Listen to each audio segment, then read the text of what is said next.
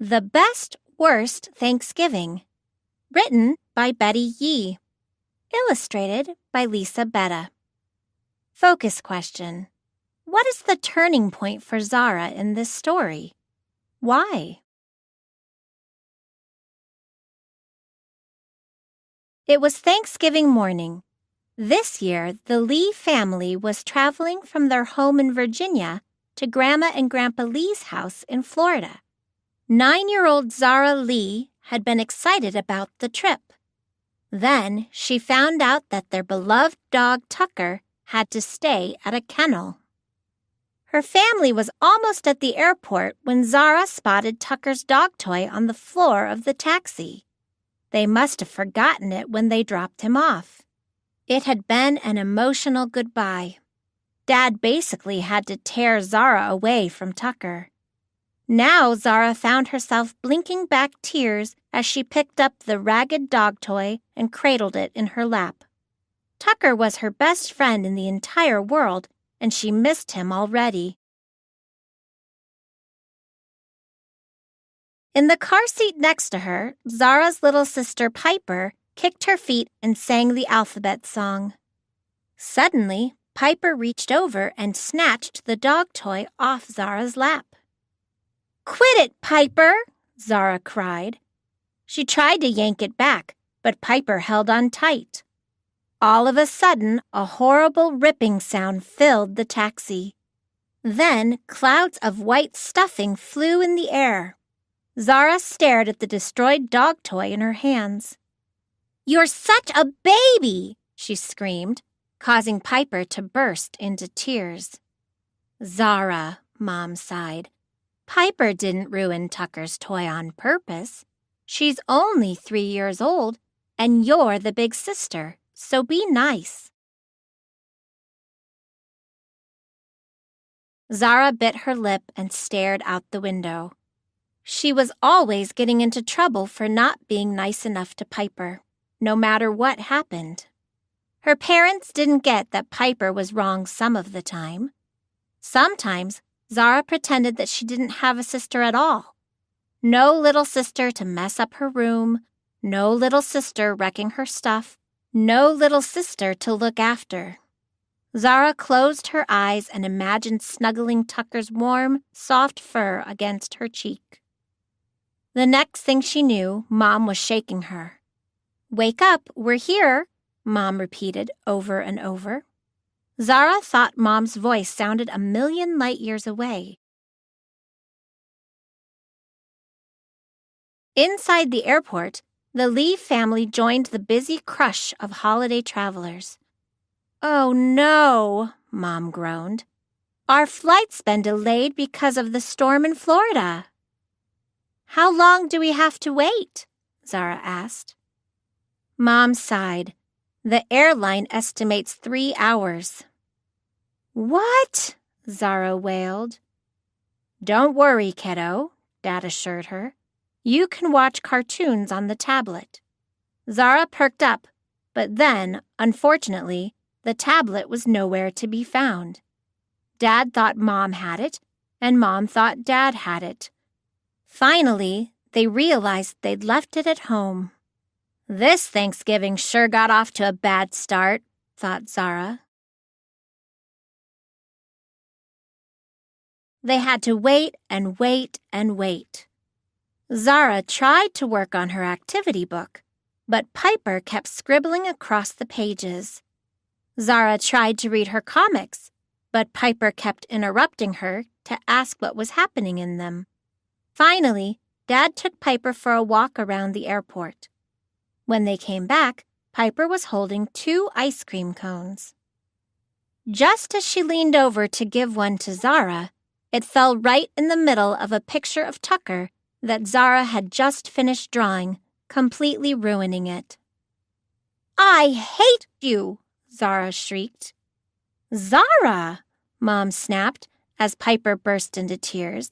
"Apologize to your sister." Instead, Zara crossed her arms and refused to say a word. She didn't say anything for the rest of the wait before their airplane departed. She didn't say a word during the 2-hour airplane ride, except to inform the flight attendant that she wanted a peanut butter and jelly sandwich and apple juice. She didn't say anything when they landed in Florida and waited in line for an hour to pick up their rental car. She didn't say anything when they finally clambered into the car, even after she stepped into a giant rain puddle, soaking her shoes and socks. This was turning into the worst Thanksgiving ever.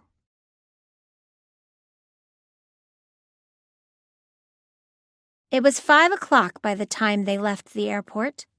The way to Grandma and Grandpa's house was dark and stormy. Rain lashed against the windows. It was like being inside a giant car wash that never ended. Suddenly, Dad pulled the car over. "Uh-oh, it looks like we're not going anywhere," Mom announced. Zara stared out the front window. To her surprise, she saw a giant oak tree completely blocking the road. "The wind must have knocked it down," declared Dad. "Well, what are we going to do now?" Zara spat. Her voice sounded scratchy after having been out of use for so long. "Grandma and Grandpa's house is only 2 blocks away," Mom replied. "We can walk the rest of the way." "It's pouring rain," Zara protested. "We'll get soaked." This was absolutely the worst Thanksgiving ever.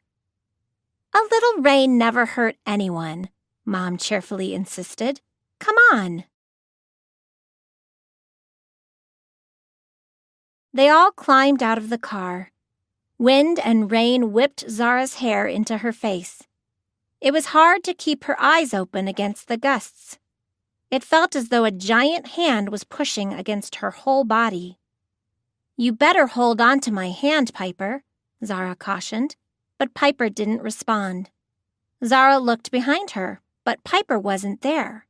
She wasn't with Mom or Dad either. In fact, she was nowhere in sight. "Mom! Dad! Where's Piper?" Zara shouted. Suddenly she was scared. Where was Piper? "Piper! Piper!" everyone called. The wind seemed to blow their voices away. Then Zara heard a strange sound coming from the tree. Zara followed the sound. Her parents followed Zara. The sound seemed frantic. Zara's heart thudded in her chest as she pushed through the branches of the tree. "What if Piper is hurt?" she thought. It seemed to come from underneath a big leafy branch. Zara heaved it aside, revealing Piper huddled beneath it.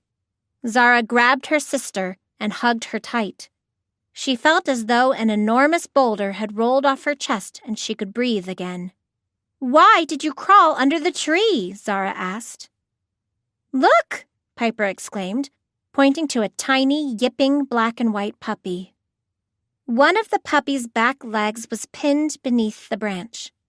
Mom and Dad were able to lift it free. Zara cradled the puppy snugly in her arms to keep it warm. Finally, they arrived at Grandma and Grandpa's house. Walking into the house felt to Zara like rubbing her face in Tucker's warm fur. Grandma and Grandpa were so happy to see them that they pulled everyone into an enormous group hug, even though they were soaking wet. The delicious sense of Thanksgiving dinner filled the air. Zara hadn't realized how hungry she was. "What perfect timing," Grandma remarked as Zara and Piper settled the puppy down by the fireplace. "Your grandfather and I have been thinking about adopting a dog from the pound." "Speaking of dogs," Dad added, holding up his cell phone, "we just heard from an employee at the kennel. She sent us a text message with a video of Tucker. Look how cute he is, playing tug of war with his new doggy friends."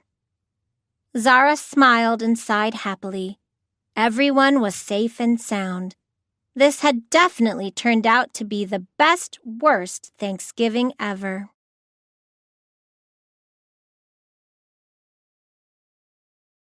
Connections.